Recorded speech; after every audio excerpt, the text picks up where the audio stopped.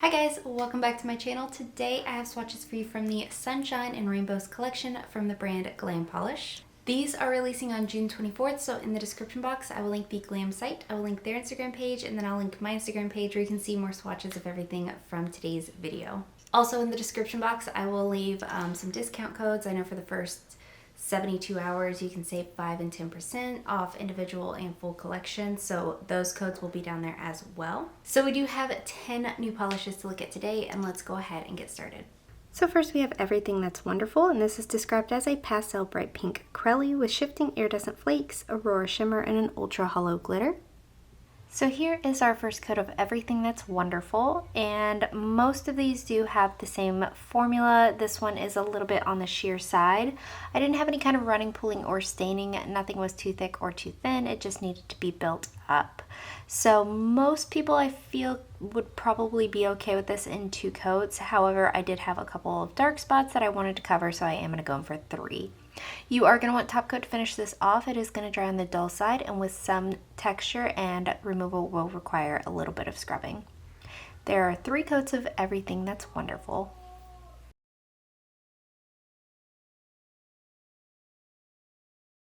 Next up we have Castle in the Clouds, and this is described as a pastel periwinkle Crelly with shifting iridescent flakes, aurora shimmer, and an ultra hollow glitter.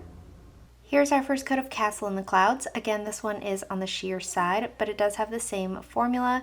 It can be a little bit patchy if you overwork it. I did try to go in for a thicker coat to avoid that, so I was happy with coverage in 2 coats, but I could easily see how somebody would need 3 coats for this. Again, you'll want top coat, and again, removal's relatively easy, but not super easy like a cream would be, so there are 2 coats.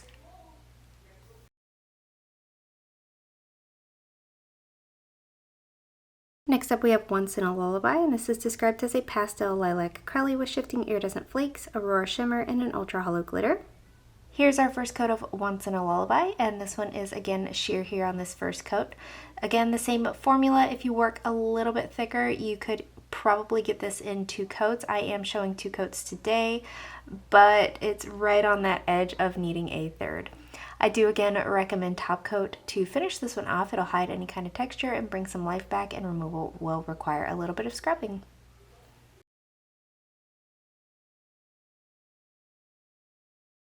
Next up we have Soak Up the Sun, and this is described as a pastel bright yellow Crelly with shifting iridescent flakes, aurora shimmer, and an ultra hollow glitter. So here's our first coat of Soak Up the Sun. This one is a little bit patchy and sheer here on this first coat. I am going to build it up in 3 coats today. You will see that I still had some patchy spots in 3 coats. So this one will probably require 4, especially if your nails are longer. Mine are on the shorter side as of right now. Again, I do recommend going in for top coat to finish this one off. It is going to dry dull and textured, and removal will require a little bit of scrubbing just because of this holographic glitter. So there are 3 coats of Soak Up the Sun.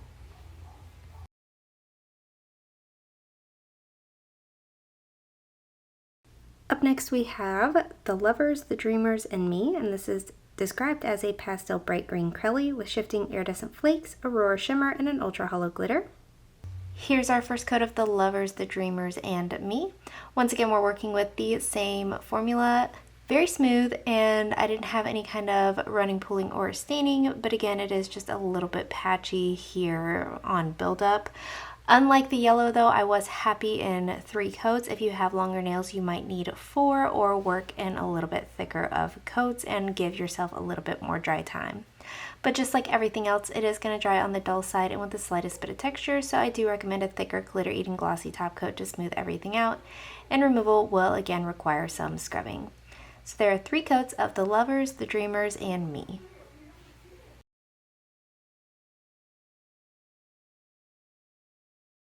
Up next we have Marmalade Skies, and this is described as a pastel bright orange Crelly with shifting iridescent flakes, aurora shimmer, and an ultra hollow glitter. Here's our first coat of Marmalade Skies. I really like this color on me. This is another one that I did end up needing 3 coats for. It does dry down a little bit darker than when it's wet, so those uneven spots were a little bit more apparent, so I did end up going in for 3 coats on this one. I did do 3 thicker coats to try and even everything out as much as I could.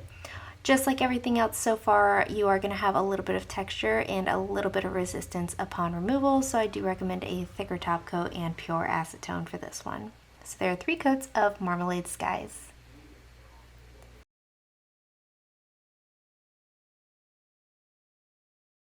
Up next we have Dream Big, Shine Bright, and this is described as a pastel bright coral crelly with shifting iridescent flakes, aurora shimmer, and an ultra hollow glitter. So here's our first coat of Dream Big, Shine Bright. This one had a good formula, just like everything else, no running, pulling, or staining. I think at this point I was pretty used to going in for 3 coats to be on the safe side. I do think this is one that you could possibly get away with 2 for, but I did do 3 just to cover my bases. You are, once again, going to want that top coat to finish this off. It's going to hide any kind of texture that these larger flakes and glitters can create, and removal will take some scrubbing. So there are 3 coats of Dream Big, Shine Bright.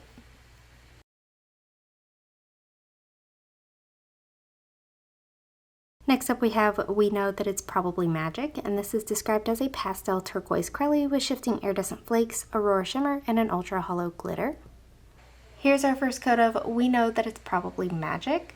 This one covers relatively okay here on this first coat. Again, it is on the sheer side, but it's decently even. So if you don't mind a little bit of visible nail line, you could probably get away with 2 coats, but once again, I am going to go for 3. This is the one that I think these flakes stand out the best in. I do recommend using a top coat over this. Not only is it going to protect your manicure, but it's going to finish it off to a nice plump glossy look, and you will have some resistance with these glitters upon removal. So there are 3 coats of We Know That It's Probably Magic.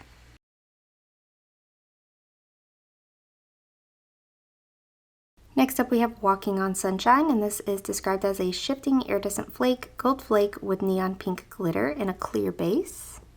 So I realize this one is a topper, but I really like these polishes on the Naked Nail from Glam Polish. I'm going to show you what 2 coats looks like today. Of course, I'm still going to have some nail line. You are going to want top coat to finish this one off. It is going to dry textured, and because of this glitter, removal will be difficult. So there are 2 coats of Walking on Sunshine.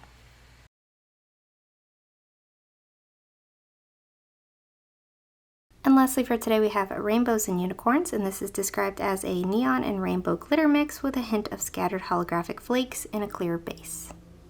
And same goes for Rainbows and Unicorns. I really like when Glam does their glitter toppers, so I really like them on their own though, so I am showing them on the bare naked nail. You could absolutely use them over any color though. 2 coats here. You'll want top coat to finish this off. It'll hide some texture and removal will be difficult, so there are 2 coats.